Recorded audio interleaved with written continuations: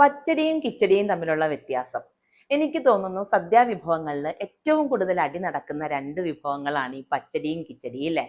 ഞാൻ വായിച്ചും കണ്ടും കേട്ടും മനസ്സിലാക്കിയ കുറച്ച് വ്യത്യാസങ്ങൾ പറയാട്ടോ.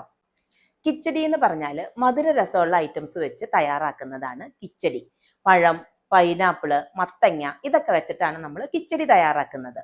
എന്നാൽ പച്ചടിക്ക് പാവയ്ക്ക, വെള്ളരിക്ക, അതുപോലെ കുമ്പളങ്ങ, വെണ്ടയ്ക്ക ഇതെല്ലാം വെച്ച് നമ്മൾ പച്ചടി തയ്യാറാക്കും. ഇത് കൂടാതെ ഞാൻ മനസ്സിലാക്കിയ വേറൊരു വ്യത്യാസം എന്ന് പറഞ്ഞാൽ കിച്ചടിയിൽ നമ്മൾ മഞ്ഞപ്പൊടി ചേർത്ത് വേവിക്കും. ഒരു മഞ്ഞ കളറായിരിക്കും കിച്ചടിക്ക്.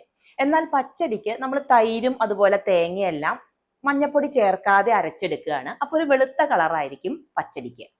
പിന്നെ ഉണ്ടല്ലോ, ഈ നാട് മാറുന്നതനുസരിച്ച് പച്ചടി കിച്ചടിയാവും, കിച്ചടി പച്ചടിയാവും. അതായത് കേരളത്തിന്റെ ഒരു ഭാഗത്ത് പച്ചടി എന്ന് പറയുന്ന വിഭവം തന്നെയായിരിക്കും മറ്റൊരു ഭാഗത്ത് കിച്ചടി എന്ന് പറയുക. അപ്പൊ നിങ്ങളുടെ നാട്ടിൽ മധുരം ഉള്ളതിന് കിച്ചടി എന്നാണോ പച്ചടി എന്നാണോ പറയാന്ന് ഒന്ന് കമന്റ് ചെയ്യണേ.